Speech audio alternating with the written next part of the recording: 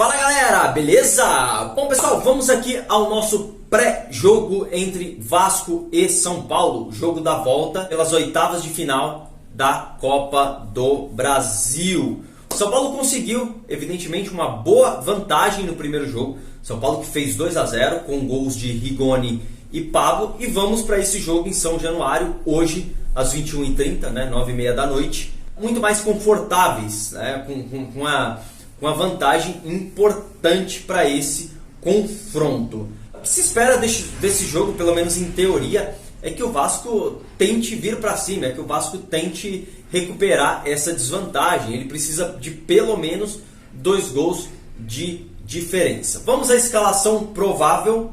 Vale deixar claro aqui, antes de colocar a escalação provável, um ponto que eu sempre trago em discussão, que é o Crespo. Varia muito as escalações de acordo com o adversário, então é muito difícil acertar a escalação dele. Mas de qualquer forma, a escalação provável que o São Paulo tem para hoje é Volpi no gol, Miranda e Léo na zaga, pela direita Orejuela ou Igor Vinícius, pela esquerda o Wellington ou Reinaldo. Essas alas, né, ou laterais, é muito difícil de prever porque os 4 jogadores vêm jogando.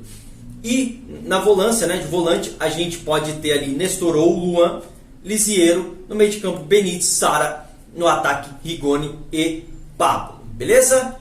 Um ponto importante aqui, eu acho que esse seria um jogo importante para o São Paulo mesclar, descansar as principais peças, porque a gente já tem uma vantagem de 2 gols de diferença, e eu creio que o São Paulo conseguiria montar uma equipe alternativa com boa capacidade de competição para encarar esse jogo de hoje e ser páreo em relação ao Vasco e trazer essa classificação.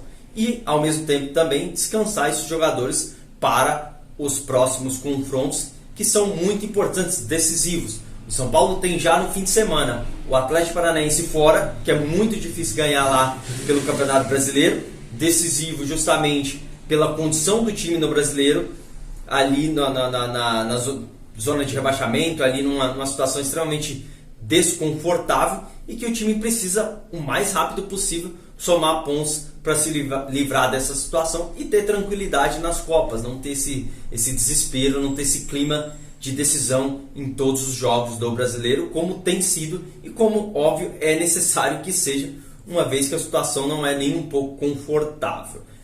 E eu, óbvio, buscaria poupar principalmente Rigoni e Benítez, que são jogadores que estão voltando de lesão, beleza? E o Vasco também, a provável escalação não se sabe.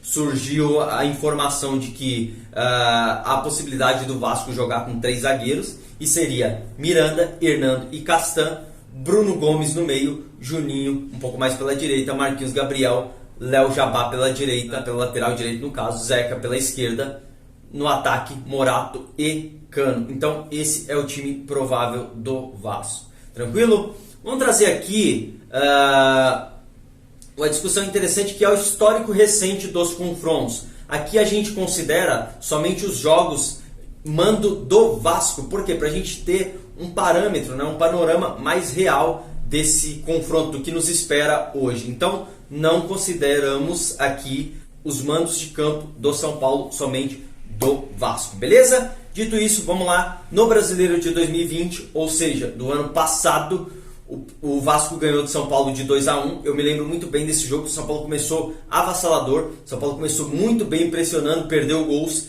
e depois acabou tomando 2 gols do Cano, né? Um oportunismo que o Cano, a gente sabe que o Cano tem, fez 2 gols e no finalzinho o São Paulo ainda descontou 2-1. Mas não foi suficiente, acabou perdendo aquele jogo. 2019, São Paulo tomou um 2-0 do Vasco. 2018, novamente 2-0.